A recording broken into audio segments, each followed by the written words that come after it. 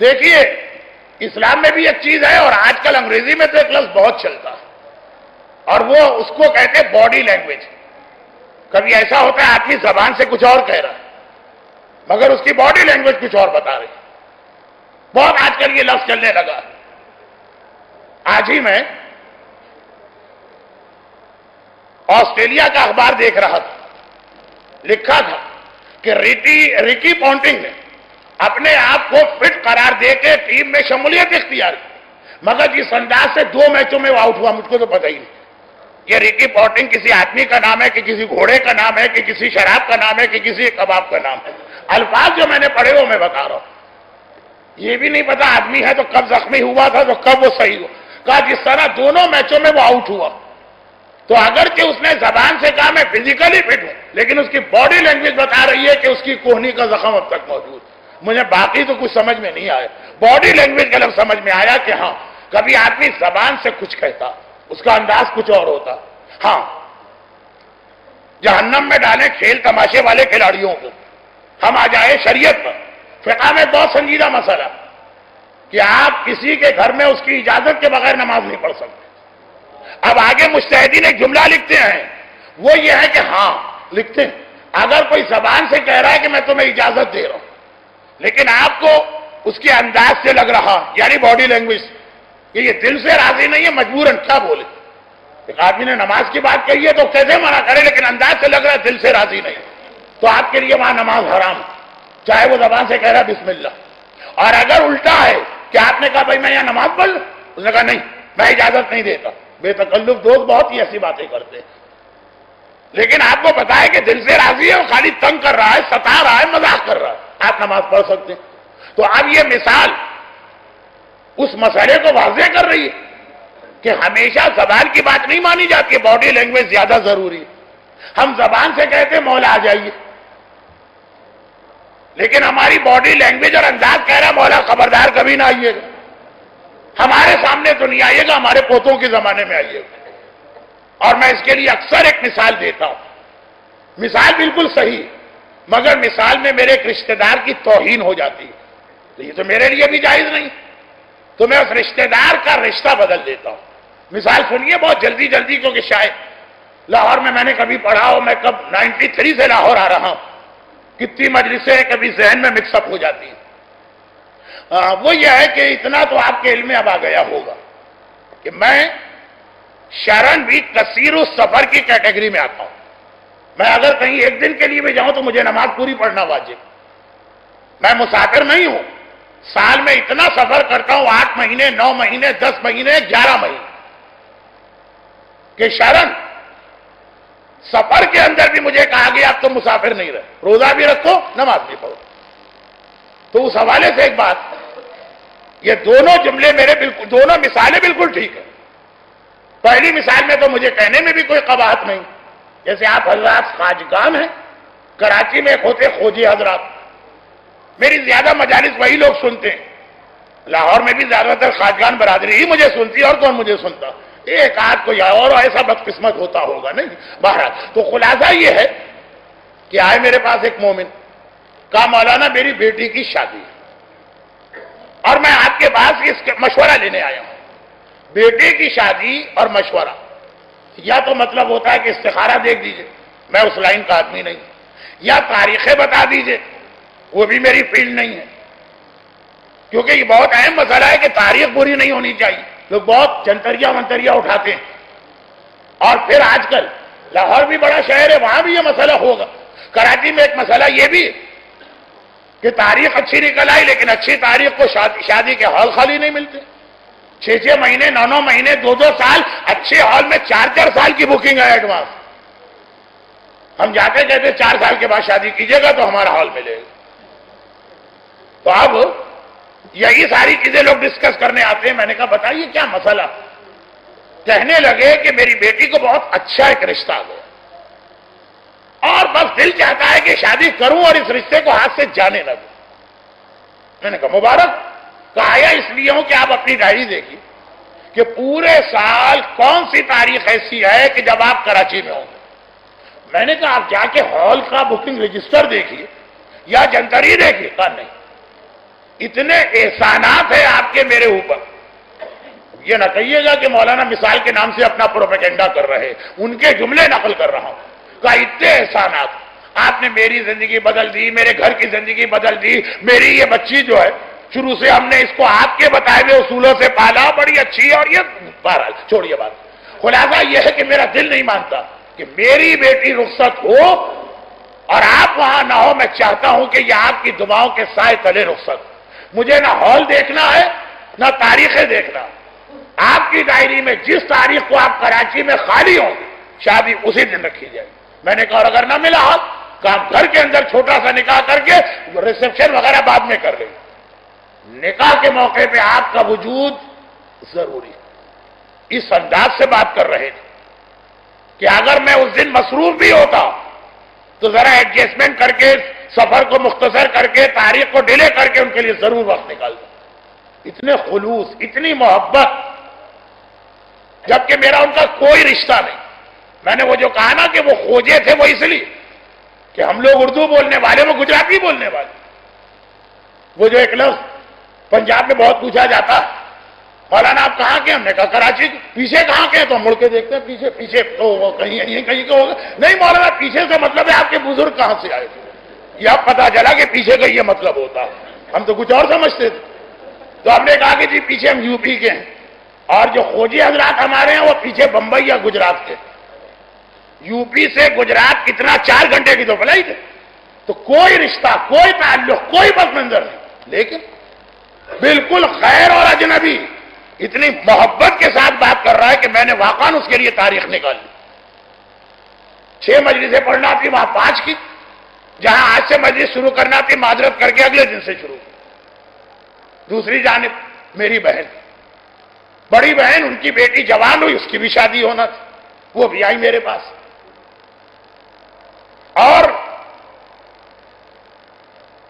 یہ پیغام دیتے ہوئے کہ بھائی مبارک ہو, تمہاری بھانجی کا بہت اچھا رشتہ آیا, لیکن دعوت مجھے دے رہی ہے کارڈ.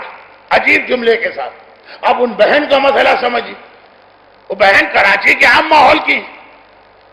اب ان کے لیے مسئلہ ہے کہ اگر مجھے نہ بلائیں تو شادی میں آنے والا ہر مہمان, کیونکہ خاندان کی حد تک میں بات کر رہا ہوں, سب سے زیادہ میری ہی شہرت, ہر ایک پوچھے گا بھائی مولانا نہیں آئے, مولانا ہے کہ نہیں, کیوں نہیں آئے, کتنے بجے آئیں گے. اب ہر رشتہ دار پوچھے گا. میں بھی خاندان کا ایک فرد, کیا کیا جواب دیں گے لوگوں.